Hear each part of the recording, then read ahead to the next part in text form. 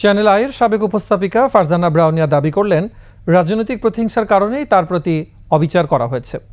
কিশোর কিশোরীদের নিয়ে প্রচারিত অনুষ্ঠান স্বর্ণ কিশোরী বন্ধ করে দেওয়ার পাশাপাশি অন্যায়ভাবে চাকরিচ্যুত করা হয় তাঁকে।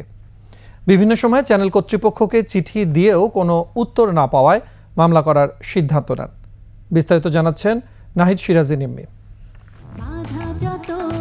কিশোর কিশোরীদের নিয়ে চ্যানেল আইয়ে প্রচারিত স্বর্ণ কিশোরী এক সময়ের আলোচিত অনুষ্ঠান। সেটি পরিচালনার দায়িত্বে ছিলেন ফারজানা ব্রাউনিয়া। 2018 সালের নভেম্বরে অনুষ্ঠানটি বন্ধের সিদ্ধান্ত নেয় চ্যানেল কর্তৃপক্ষ। তবে মোড় ঘুরে যায় বুধবার, যখন অনুষ্ঠানটির পরিচালক ফারজানা ব্রাউনিয়া ঢাকার চিফ মেট্রোপলিটন ম্যাজিস্ট্রেট আদালতে চ্যানেল আইয়ের 5 পরিচালকের বিরুদ্ধে মামলা দায়ের করেন। তার অভিযোগ মিথ্যা এবং ভিত্তিহীন উল্লেখ করে আইনিভাবেই লড়ে যাওয়ার সিদ্ধান্ত জানায় চ্যানেল আই কর্তৃপক্ষ।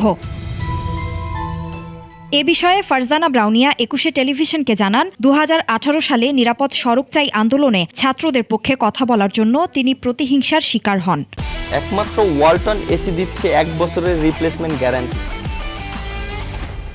এরপরে ফ্যাসিস্ট সরকাররা খেপে গেলেন, আঙ্গুল তুলে কিভাবে কথা বলে শেখ হাসিনাকে। সেই সময় চ্যানেল আইতে যথেষ্ট নেতিবাচকভাবে শাইখ সিরাজ একটা রোল প্লে করলেন যে না, এই মেয়ে তো ঝামেলা করতেছে সরকারের এগেনস্টে। এই মামলাকে প্রতিবাদের ভাষা হিসেবে উল্লেখ করেন ফারজানা ব্রাউনিয়া। স্বর্ণ কিশোরী বলেছি কিশোর কিশোরীদের জন্য, বেতনটা আমি বলেছি আমার সহকর্মীদের জন্য, আমার আর প্রয়োজন নেই।